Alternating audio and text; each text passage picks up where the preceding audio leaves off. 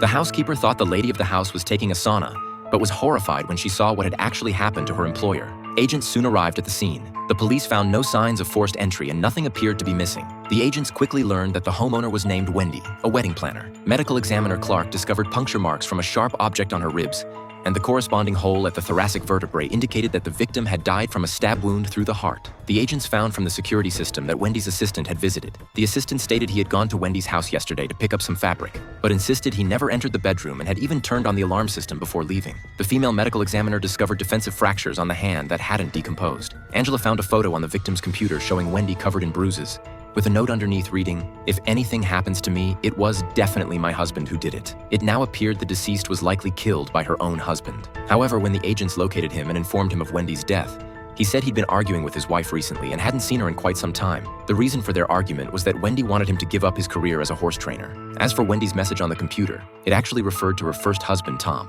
They had divorced precisely because Wendy couldn't tolerate his domestic abuse.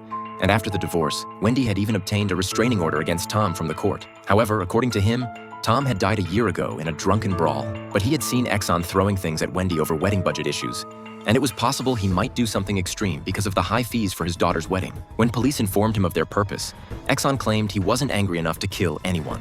As for his previous argument with the deceased, he was simply upset that Wendy had upsold expensive orchids to his daughter, increasing his budget. At that moment, the female agent received a call from the lab. Clark had found some human tissue under the deceased's fingernails that didn't belong to Wendy, so they just needed to provide a suspect's sample for immediate comparison. The female agent asked Exxon to provide a sample, but he refused, insisting they needed a search warrant. Fortunately, the agents discovered that Exxon had a son currently in prison for insider trading, meaning his information was on record in the database, so they could use it to compare with the sample from under the deceased's fingernails. Meanwhile, Hodgins identified the foreign matter in the deceased's hair as belonging to an expensive type of orchid. Combined with previous investigation, he theorized that perhaps during Exxon's argument with the deceased, he had thrown the orchid at Wendy's head and, still unsatisfied, ultimately killed her. Additionally, Clark confirmed that the human tissue had a 65% genetic match with Exxon's son's sample. However, when Cam examined it, she discovered the tissue was female, meaning the person they were really looking for was Exxon's daughter. The agents immediately located Exxon's daughter. Facing their questions,